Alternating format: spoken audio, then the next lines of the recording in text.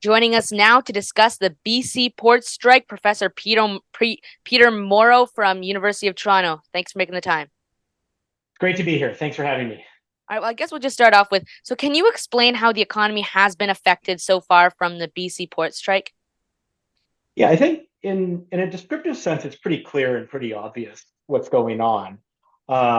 Even anecdotally, shipments into and out of the port are declining pretty dramatically. And some of the harder data that we're getting out of high frequency data collection, such as railroad shipments that you can actually track almost to the day, those are showing really big drop-offs in shipments, almost 60% in some cases. So if we just want to describe what's going on, it's pretty clear that the strike is having a major impact on shipments into and out of Canada through British Columbia.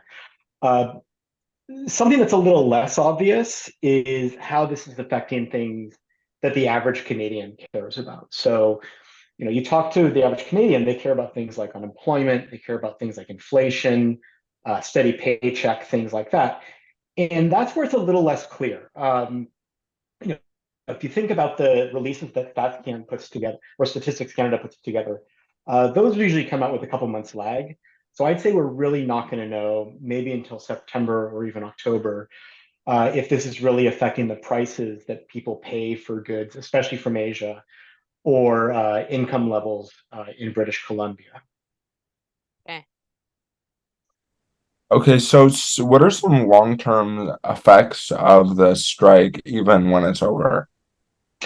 So I'm going to put some personal capital on the line and say that I'm relatively optimistic that the logistical end can be cleared up within a few months.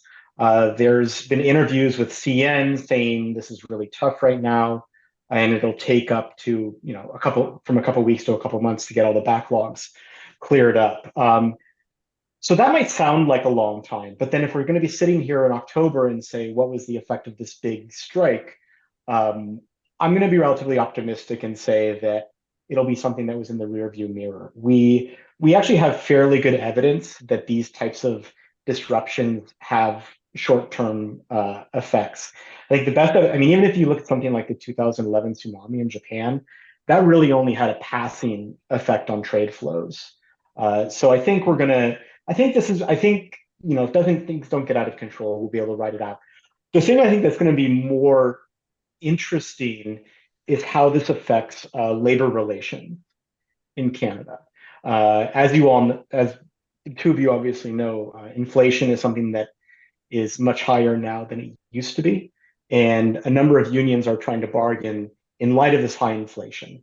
And I think a lot of these unions throughout Canada, even in Ontario and British Columbia, are really looking at each other and saying what kind of labor deals can we get in light of the bargaining that's coming out of this inflationary environment. So I think that's sort of the larger story lurking behind all this is what's going to happen to wages in the organized labor sector. Okay, and so as you know, we are still awaiting a vote to ratify the Mhm. tentative agreement from the membership. So Yep. if the tentative agreement is not ratified and a new strike notice is issued, do you think the economy could suffer severely? And if so, what are the consequences if the strike continues? Uh, so again, I'm going to take a macro view of this and say, severely, it's not obvious to me that it's going to affect the aggregate Canadian economy severely. It's obviously going to hurt the British Columbia economy and cities that are close by to these ports. But I'm going to be optimistic and say that this is something that Canada can recover from, and that shipping companies will probably, if it gets too bad, start reconfiguring their supply chains. I mean, one of the things that these companies have already started talking about is actually doing the shipping through the United States, putting things on crates and then driving it up through land crossings. So I think if things get too bad, companies are just going to start going through alternate routes, and that would also mitigate the sort of the inflationary pressures that this strike might put on the Canadian economy. Okay, so could the Trudeau government suffer from the economic consequences even if they're not directly responsible? That's a good question. I would suggest that the two of you talk to people who understand the Canadian voter better than I do. Mhm. Um, given what I've read, it's not obvious that this is going to be viewed as a federal issue, unless it absolutely has to be. If the prime minister does start getting involved in this, I think he's going to have to be careful, balancing uh, organized labor versus inflationary price pressures for people who might not be organized but do buy the goods that are subject to the strikes. So I think that would be something they have to be careful with. But it's not obvious to me that the Trudeau government would suffer too much.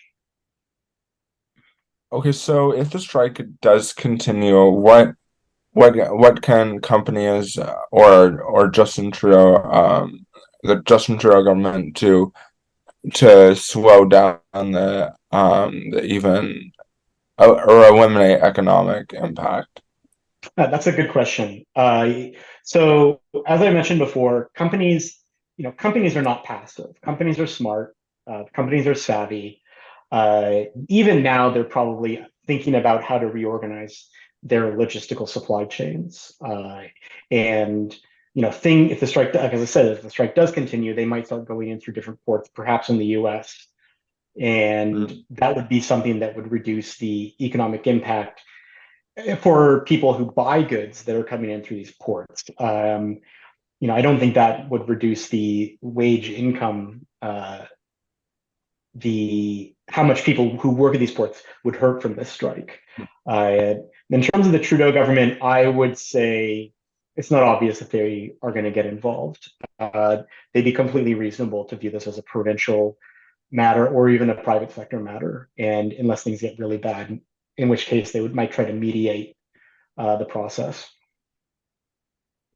Okay. Okay. And just a follow up on that. You said it could be a provincial matter. Now, if we go back to November, October, whenever here in Ontario, CUPE went on strike, that was directly a provincial Mhm. matter as they were directly in the education sector, which is a provincial under provincial jurisdiction. Would so I guess I just want to know, since this port strike, it doesn't even have much to do with the government. It's between a the employees and their employer. So does why should the if the government doesn't need to get involved, like why would they have to, even if it's the BC government? We don't hear them threatening to table back to work legislation like the PC government here in Ontario did. We hear it more from the Mhm. federal government. Mhm. So I think you're exactly channeling the relevant levels of government, saying, why would I get involved and potentially do something that's not so smart? It might be better to let the other people who are directly involved in this matter bargain it out. Um, Now, having said that, I do think there's a place for leadership, in which case you could sit down and try and mediate. But it's not obvious that they would say do binding arbitration or do back to work legislation. And it's even not obvious to me that, having sort of done a little background on this, that back to work legislation would be viewed as constitutional. I realize that in the late aughts, there were a couple of cases that suggested the right to collective bargaining was a constitutionally guaranteed right. Yeah. So it's not obvious that back to work legislation would hold water, so to speak. Okay. And Minister of Labor Seamus O'Regan, he did not stop the second strike. I'll call it part two for Mhm. this matter. Although it ended quickly and lasted about one day, the minister didn't pass back to work legislation. He didn't even technically intervene. There was the industry relations board, I believe, who intervened. So he basically Mhm. just tweeted saying the strike was illegal and expressed his frustration. So should he be Mhm. even rewarded by the prime minister or even the voters, even though he didn't have much role in potentially ending or stopping this economic fail? Yeah, I think whether he should be rewarded or not is something for Prime Minister Trudeau to decide and each individual voter to decide. I can easily see him, as I mentioned before, sort of staying on the sideline and first doing no harm. So I think the stepping back and not doing anything dumb was probably a smart thing of him to do. And I think it's up to people for themselves to decide if this was something that he should be rewarded for. I will note that his writings do seem to be relatively safe liberal, so it's not obvious that he's in sort of a swing writing where where he's really trying to hold on to a precious few votes. Okay, so you touched on this before, but what are some strategies companies can use to to make the economic impact not as much? So, right, that's a great question. When we say the economic impact, I think it's important to sort of say what we mean.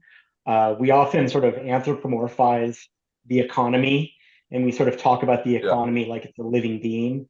The economy is all of us. We are the economy. We make decisions. We act either cooperatively or non-cooperatively, and our actions aggregate up to something that shows up in statistics, and that's the economy. Now, having said that, when we talk about the economy, we need to think about what do we mean? Do we mean prices that people, do we mean prices that Canadian consumers pay, in which case it's getting goods from the port onto shelves at stores? Is it making sure that workers have high incomes? My hunch is that companies are going to be most interested in how do we get stuff off the boat. They're going to be sort of mostly going to be narrowly interested about that. And I think, and as I mentioned before, I think they have an incentive to have good labor relations, not just now, but over the long term. So, they don't want to go for the nuclear option, so to speak. But you can also imagine them, again, sort of starting to reconfigure their logistics, saying, do we want to bring stuff into the West Coast of the United States and put it on a train or put it on a truck and drive it over a land crossing if things get too bad? I've started seeing some discussion of this. And I think that's something that might happen if a prolonged strike were to manifest itself. Okay. And lastly, do you believe that there will be a recession in the near future? All right. So again, I'm going to put some professional capital on the line and say no. I think one of the reasons why there's sort of malaise right now is that real wages are going down, sort of real wages being how much we earn relative to the cost of living. And that makes people feel like things are not good. Now, we can have things being not good, but not have a recession. Almost paradoxically, unemployment is the lowest that it's been since 1975. You go to this statistics data portal and you see that it's 1975 is when we had unemployment this low. So in some ways things are very good, and I think this is the thing that economists try and wrestle with right now. There is a sense of pessimism, but all the lights are green. So I think that we might have engineered what's known as a soft landing, where things sort of slow down, but they don't go to pot. And I think the Bank of Canada is actually doing a decent job with the cards it's been dealt. So I'm going to go, and so there might be a slowdown, but will there be 2 quarters of negative GDP growth, which is what a recession is? That's not obvious to me, and I'm going to bet the answer is no. Okay, Professor Peter Morrow of the University of Toronto, thank you for making the time. Nolan, Elliot, thank you very much. It's been an absolute pleasure talking to you, and good luck with this going forward. All right, thank you very much. Yeah.